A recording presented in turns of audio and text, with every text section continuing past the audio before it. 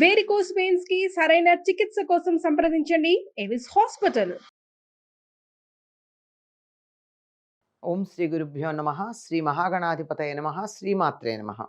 కర్కటే పూర్వఫల్గుణ్యాం తులసీకాననోద్భవాం పాండ్యే విశ్వంభరాం గోదాం వందే శ్రీరంగనాయకీ.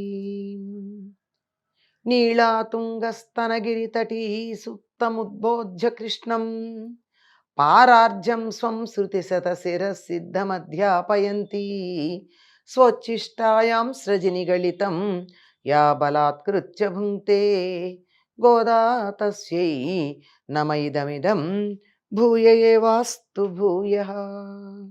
శ్రీ భూనీలా సమేత గోదారంగనాథ స్వామినే నమః.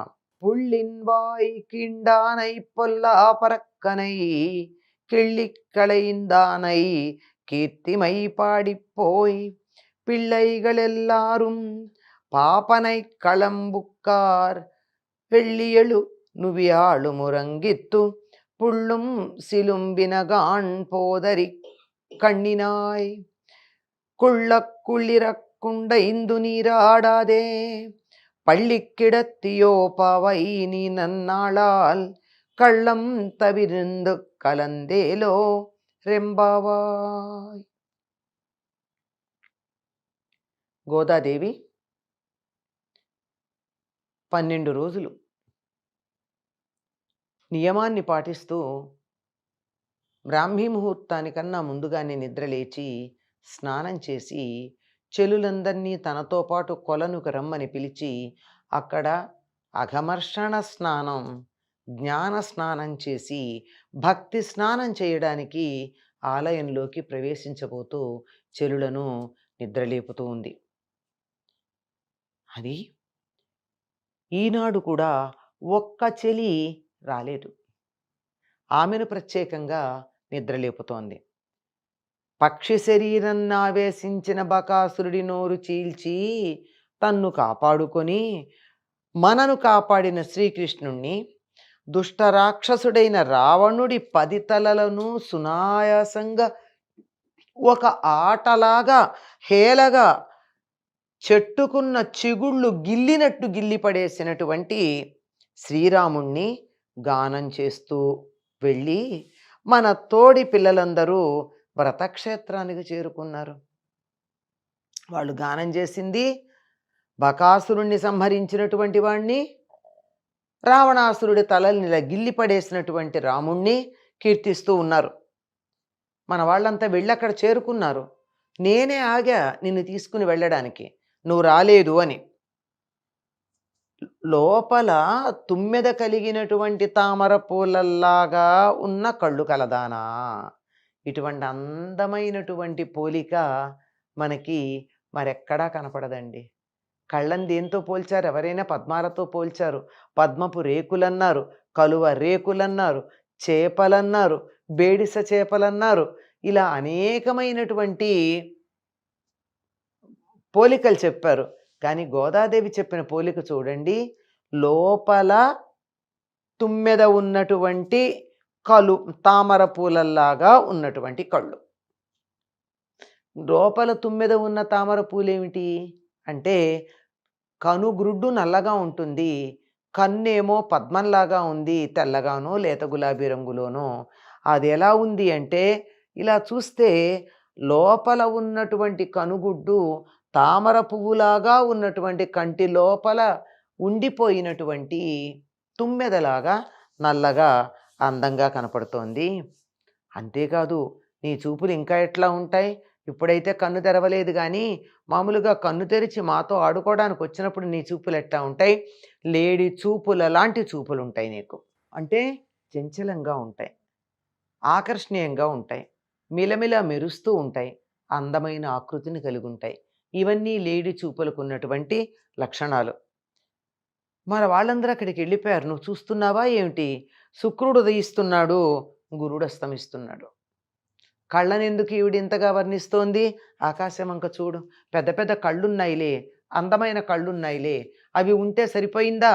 వాటితో అక్కడ జరుగుతున్న దృశ్యాన్ని ఒకటి గమనించాలి. ఏమిటది? గురుడు అస్తమిస్తున్నాడు, శుక్రుడు ఉదయిస్తున్నాడు. ఇది జాగ్రత్తగా చెప్పాలి. పక్షులు కూస్తున్నాయి. కృష్ణ విరహ తాపం తీరేట్టు చక్కగా స్నానం చేసి, మునిగి స్నానం చేసి, మాతో రాకుండా ఇంకా పక్క మీద ఎందుకున్నావు? సుకుమార స్వభావం కలిగినటువంటి దానివి, ఈ మంచి రోజున నువ్వు నీ కపటాన్ని వదిలిపెట్టి మాతో కలిసి ఆనందాన్ని అనుభవించు. కొంచెం నీకు మాయ చేసే లక్షణం ఉంది. ఇదిగో వస్తానంటావు, రావు. మాతో అసలు లేవనే లేవు. లేచి 2 అడుగులు వెయ్యడానికి ఆలస్యం చేస్తావు. అలా వస్తానని మాట అయితే చెప్తావు కదా. ఇలాంటి మాయ మాటలు మాని, ఇవాళ చాలా మంచి రోజు సుమా, నువ్వు మాతో రావాల్సింది అంటోంది.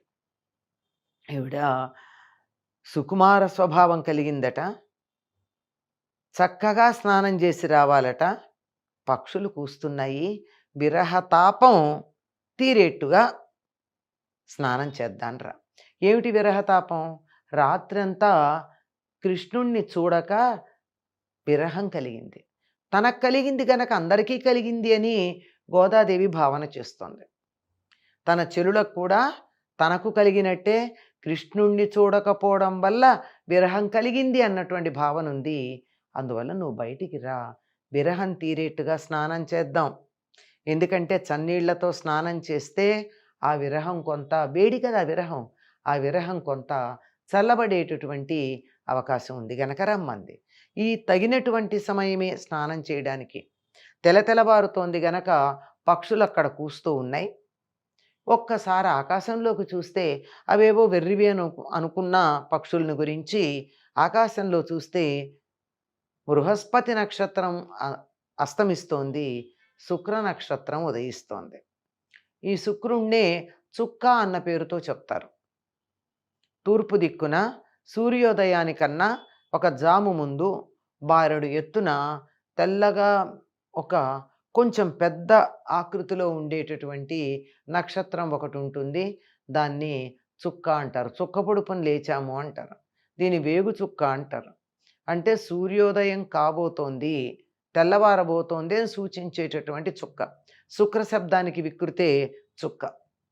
అంటే చుక్క పొడిచింది అంటే శుక్ర నక్షత్రం ఉదయించింది అంటే కొద్దిసేపట్లో తెల్లవారబోతోంది అని చెప్పి అర్థం. కనుక ఆ విధంగా తెల్లవారబోతోంది. ఇక్కడేమో బృహస్పతి అస్తమిస్తున్నాడు అంటే నాస్తిక భావాలు పోతున్నాయి అని సంకేతం. ఇది పురాణాల్లో మనకు ఒకప్పుడు దీన్ని ఒక ప్రత్యేక కారణంగా బృహస్పతి నాస్తిక సిద్ధాంతాన్ని వ్యాప్తి చేయడం జరిగింది. దాన్ని ఇక్కడ చిన్నగా సూచన చేయడం.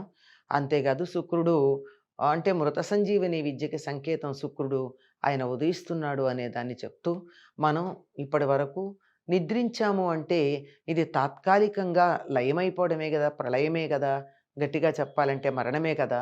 దాని నుండి మళ్ళీ బ్రతకటం అనేది మృత సంజీవని నుండి ఉద్భవించటం, ముందుకురా మృత సంజీవనిగా అంటే చనిపోయినటువంటి దాన్ని మళ్ళీ బ్రతికించేటటువంటి విద్యగా ఎదగాలి, ఉదయించాలి. అదే జరగబోతోంది. కనుక మనం వెంటనే నిద్ర లేవవలసి ఉంది. లేచిరా అమ్మ, ఎంతకాలం నువ్విలా కదలకుండా మెదలకుండా ఉంటావు? బయట పక్షులు కూస్తున్నాయంటేనే నీకు వినపడతాయి కదా తెల్లారిందనేటటువంటి సంగతి. చుక్క పొడుపు కనపడకపోవచ్చు కానీ పక్షుల కూతలు వినపడతాయి కదా. వినపడినా నువ్వు లేవటం లేదంటే కొంచెం ఏదో మాయ చేద్దాం అనుకుంటున్నావు. వస్తున్నానులే అనో మరొకటో మమ్మల్ని ఏమారుద్దాం అనుకుంటున్నావు. అది కుదరదు. లేచిరా, మాతో పాటు కలిసి కృష్ణ భక్తి అనేటటువంటి ఆనందాన్ని అనుభవిద్దువు గాని అని చెప్పి మరొక చెలిని నిద్ర లేపుతూ ఉంది. తనతో పాటుగా వ్రతం చేయడానికి రమ్మని. కొంతమంది వెళ్ళిపోయారు, వెళ్ళి అక్కడ సిద్ధంగా ఉన్నారు. నేను నీ కోసం ఆగా, కలిసి పెడదాం రమ్మని పిలుస్తూ ఉంది. స్వచ్చిష్టమాలికా బంధ గంధబంధురజిష్ణవే విష్ణు చిత్తతనూజాయై గోదాయై నిత్యమంగళం. స్వస్తి. సుమన్ టీవీలో మీ పర్సనల్ అండ్ బిజినెస్ ప్రమోషన్స్ కోసం కింది నెంబర్కి కాంటాక్ట్ చేయండి.